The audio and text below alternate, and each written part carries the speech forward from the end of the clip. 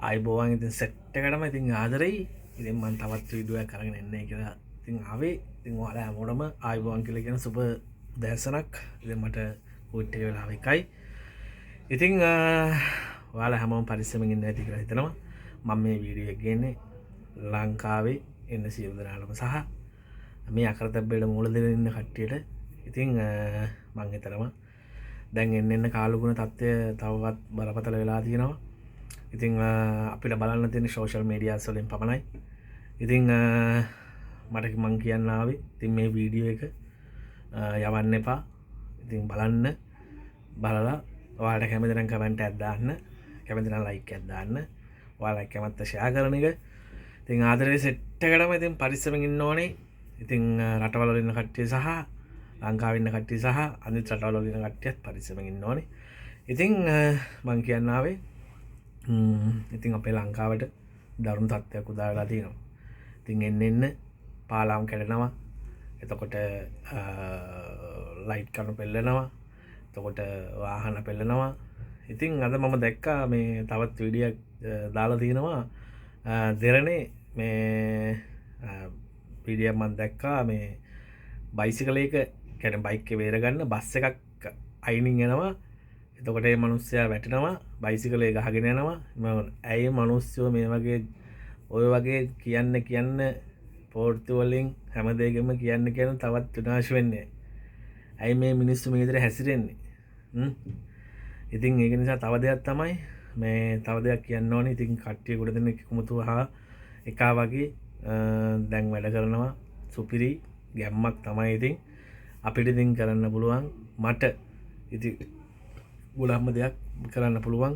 මූලිකම දේ තමයි වචනෙන් තමයි ඔයාලට උදව් කරන්න පුළුවන්. ඉතින් ඒකත් බොහොම සතුටු වෙනවා. ඉතින් වචනෙන් හරි උදව් කරන්න පුළුවන් වෙච්ච ගන්න අපි මේ රටවල වලට ඇවිල්ලා තනි වෙලා මේ වැලි කතරවල වල තනි වෙලා ඉන්නවා. ඉතින් අපිට වැස්සක් ගම් වතුරක් කිසිම දෙයක් අපිට පේන්නේ නැහැ. අපිට දැකලත් නැහැ. අවුරුදු ගානකින් දැක්කෙත් නැහැ. ඉතින් ඒක නිසා මේ කියන්න ආවේ ඉතින් සුපිරි. ඉතින් ඒ වගේම ගුවන් හමුදාව, නාවික හමුදාව, ඒ වගේම යුද හමුදාව, එතකොට පොලිසිය, එතකොට අනෙකුත් සියලුම දෙනාම රණවිරු සියලු දෙනාම ඉතින් එකාවගේ වැඩ කරනවා. ජීවිත බේර ගන්නවා. ඉතින් ගොඩක්ම දෙනෙක්ට කියන්නේ කඳුකර ප්‍රදේශවල ඉන්න කට්ටිය ඉතින් පුළුවන් තරම් ආරක්ෂිත වෙන්න. ඉතින් මම දැක්කා සමහර කට්ටිය අවතැන්ගලා ඉන්න කට්ටියට කැම් මේ කරනවා. ඉතින් මට මුලින්ම කියනවා පට්ට රෙස්පෙක්ට් තිපෝෂා බ්‍රෝ.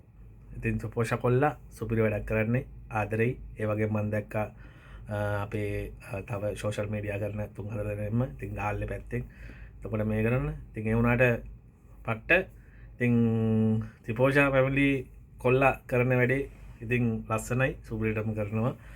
ඉතින් ඔයිට කලින් මේ වගේ විපතක් වුණාම අපේ එකම එක වීරයෙක් හිටියා පාලිත තෙවරපුර මහත්තයා. ඉතින් එයා තමයි මුලින්ම වගේ දෙයක් වෙච්ච ගමන් බොට්ටුවක් අරගෙන ටක් ගාලා ඉන්න කට්ටිය කියලා කැම් බෙදලා ඒ වගේ ඉතින් වීර ක්‍රියාවක් කරේ. ඉතින් දෙවෙනිට ඇවිල්ලා දෙනවා ත්‍රිපෝෂා ෆැමිලි එකේ. ඉතින් හදවත මං ඉතින් ඔයාලට කියන්න තිබුණේ සුපිරි වැඩක් කරන්න සෙට් එක අල්ලගෙන ඔයාලට ලොකු ක්‍රවුඩ් එකක් ඉන්නවා. නියමයි. තවත් ඉස්සරහට හොඳ දේවල් කරන්න. ඉතින් ඒ වගේම අනික් කට්ටියට ඉතින් හොඳයි. අනික් කට්ටිය ලස්සනට වැඩේ කරනවා. ඉතින් එකතු වෙලා එකමුතු වැඩ කරනවා. ඒක හොඳයි. ඉතින් ඒක තමයි අපේ රටේ තියෙන්න ඕනේ. ඔක තමයි තරුණ විසින් විදියට තියෙන්න ඕන දේ මූලිකම දේ.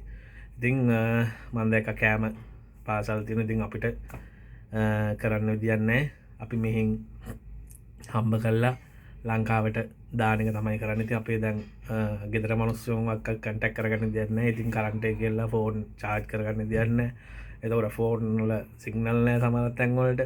එතකොට මේ කන්ටැක්ට් කරගන්න කිසිම කෙනෙක් කන්ටැක්ට් කරගන්න දෙයක් නැහැ. ඉතින් අපිට පුළුවන් මේ වගේ වීඩියෝ එකක් දාලා යාලා කවුරුහරි දකිනවා නම් කමෙන්ට් එකක් හරි දාන්න. ඉතින් ගෙදර ඉන්න කට්ටිය ඉතින් ඔයාලා සනීපෙන් ඉන්න ඇති කියලා මම හිතනවා.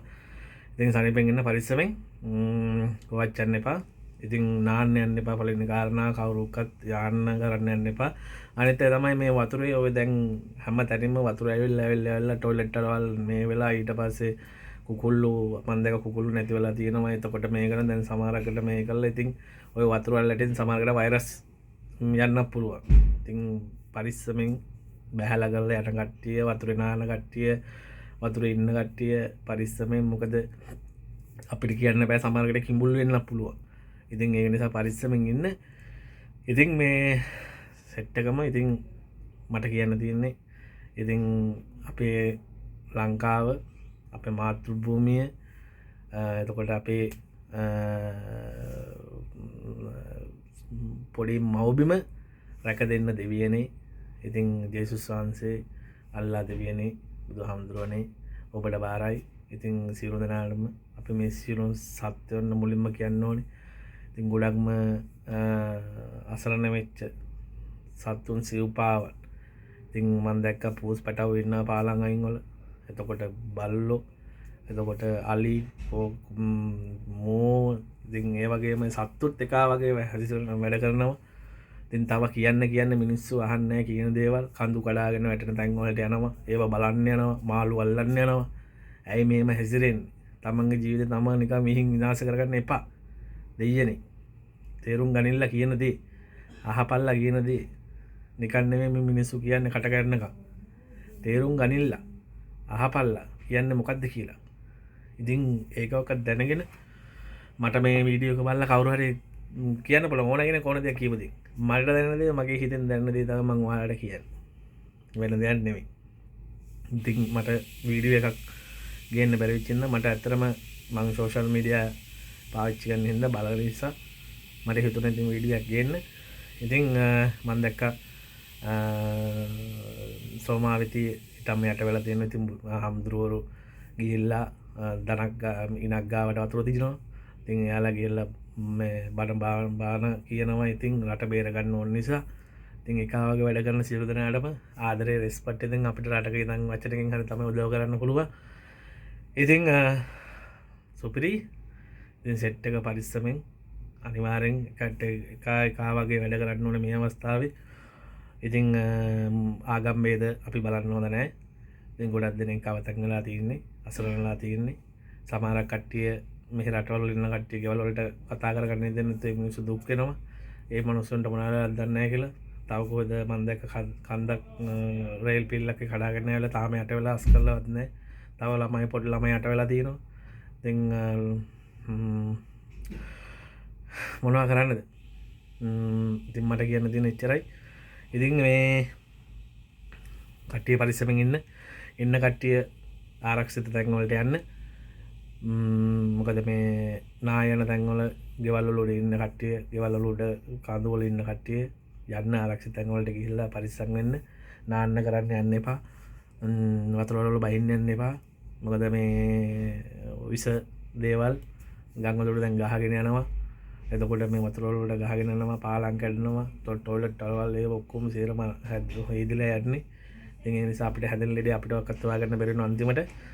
ඉතින් ඒක නිසා තමයි පරිස්සම් වෙන්න කියන්නේ. පුළුවන් තරම් පරිස්සම් වෙන්න, ජීවිත ටික බේර ගන්න.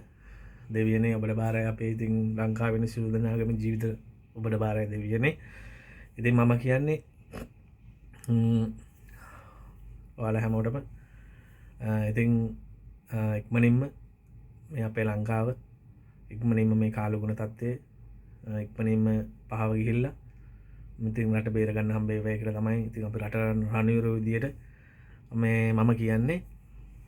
ඉතින් සෙට් එකම හොඳට ඉන්නවා, සෙට් එකම හොඳට වැඩේ කරනවා, ලස්සනයි. ඉතින් අපිට කරන්න පුළුවන් උදව්වක් තියෙනවා නම් අපි පුළුවන් විදිහට අපිත් කරන්න. ඒක නම් අපේ යුතුකම. ඉතින් ඒ නිසා ඔයාලගේ අම්මලා, තාත්තලා, එතකොට සහෝදර සහෝදරයෝ කියන දේවල් අහලා ගෙදරටලා ඉන්න. මොන හරි කරන්න දෙයක් තියෙනවා නම් ෆෝන් එක ළඟ තියෙනවා නම් ෆෝන් එක හරි ඔබ ඉන්න.